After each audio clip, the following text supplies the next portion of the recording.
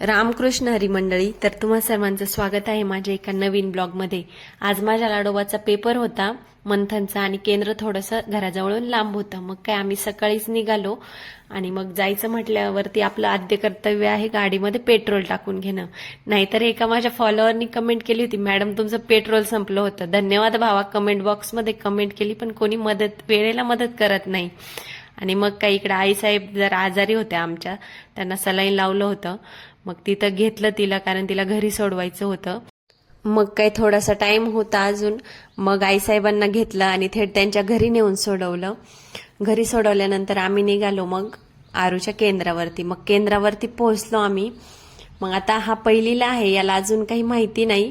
म्हटलं मलाच जरा मनात वाटत होतं की नाही हा देतो की नाही पेपर, काही नाही, पण मुलं एकदा आपण पोहोचवली की करतात व्यवस्थित सगळं त्यांच्या मनाने। मग आता याला पेपर होता म्हटल्यावरती पालकांना काही आतमध्ये एंट्री नव्हती। मग काही 1.5 तास तिथं बसायचंच होतं। माझं असं आहे की बाकीचं सगळं राहिलं तरी चालेल, त्याची सेफ्टी आणि त्याचं सगळं शेड्यूल व्यवस्थित झालं म्हणजे झालं। माझं फक्त त्याच्यावरती फोकस असतं, बाकी काही नाही। बाकी मला कोणत्याही कामाचं एवढं काही टेन्शन नसतं। मग काही 1.5 तास बसले मी तिथं। खूप गोंडस वासरू होतं गाईचं, खूप छान सफेद रंगाचं। मग 1.5 तासानंतर झाला माझ्या बाळाचा पेपर झाला आणि मग नंतर त्याने ते वासरू पाहिलं, त्यालाही खूप आवडतात। मग आम्ही दोघं निघालो परत यायला। तुम्ही म्हणसाल व्हिडिओ करतीये पाडशील पोराला, तसं काही नाही, गर्दी नव्हती म्हणून। आणि वाटेत एक आजीबाई रामफळ घेऊन बसल्या होत्या, रामफळ आवडतं मला, आणि मग त्या आजींकडून मी रामफळ विकत घेतलं। आणि घरी येऊन अशी टवका तयार होऊन मी निघाले होते आमच्या गावच्या यात्रेला। माझ्या माहेरची यात्रा असते, यात्रा पेपर सगळं एकाच दिवशी आलं, पण बाळराजांचा खूप हट्ट होता की त्याला जायचं होतं यात्रेत।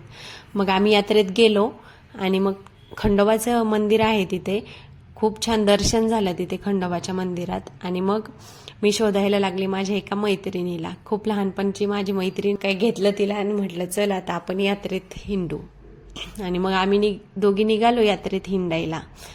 मग काही मैत्रिणीसोबत होती म्हटल्यानंतर असा बेत तर झालाच पाहिजे, असा बेत नाही झाला तर ती यात्रा कुठली। अख्खी यात्रा हिंडून मी 2 क्लिप घेतले, म्हणजे खोदा पहाड निकला चुहा अशी गंमत झाली। पण इकडे तसं नाही, भरपूर खेळणी घेतली, गाडीची डिक्की भरली होती, हातातही खेळणी बसत नव्हती। खरं तर लहान मुलांचीच मज्जा असते नाही का, बालपण देगा देवा मुंगी साखरे चारवा, खूप छान। आणि मग निघता निघता थोडीशी संध्याकाळ झाली होती। रविवारच्या इकडं बाजार असतो, पण आता मी दिवसभर दमली होती त्याच्यामुळे बाजार तर राहिलाच। मग आम्ही घरी आलो, घरी आल्यानंतर लगेच खेळणे जोडून वगैरे खेळायला सुरुवात झाली। पप्पांनी दिलं विमान वगैरे जोडून, आणि मग काय म्हटलं आता यांचं विमान काय आकाशातच टेक ऑफ करते का काय।